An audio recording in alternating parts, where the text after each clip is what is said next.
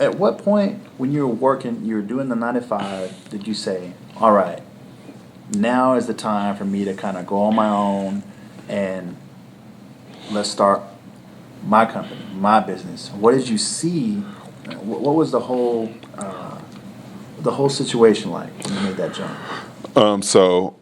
Fortunately, I didn't have a 9 to 5. I was playing ball overseas when I made this. That's what's up, man. Yeah. I had a couple coworkers at Mattress Firm that did that. So Yeah. that's what's up. That's So cool. yeah, so I was midway in my career when I knew I did not want to go back to the 9 to 5. Right. So that's when I started looking for options along, what is that I want to do, that where I can control my income, control my time, and that's when network marketing came into play. And then from that, it was just the low investment. So I was more flexible because I've seen a lot of athletes who get restaurants and brick and mortars, and they get all these business, these brick and mortar, and have all this overhead, and they it's that what's that movie? Field of Dreams. If you build it, it will come. Yeah, not But always. no, but that really doesn't exist. Right.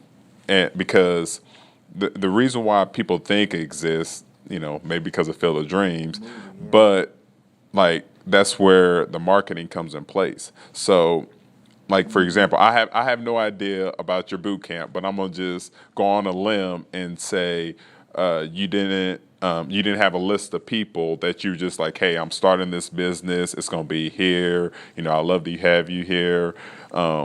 You probably went more to the cold market, like you said, and just pass flyers and hand out flyers. So, and that's what a lot of people do because they don't want to share those ideas or they don't want to share their dream with the world market because if they shoot that shit down, you're like, oh man, that shit hurt. Parents telling me like, what are you doing at boot camp? You're making 100,000, working a job that you don't like. Go get that money. Where when you're an entrepreneur, you're driven by your passion, and that's what keeps you going. Because I think and I believe that when you know once you find your purpose or your why or whatever, then when you're getting up in the morning, it doesn't feel like work anymore. You just Right. because the thing is, everybody has to work. Right. Everybody has to go out there and do whatever it is to make a living. But when you find something that you really like, it doesn't feel like work. Then I mean, you're making money off something that you love, and 95% of people aren't able to do that just because whether it's fear of failure, fear of success, whatever society's going to say about them, whatever their families are going to say about them.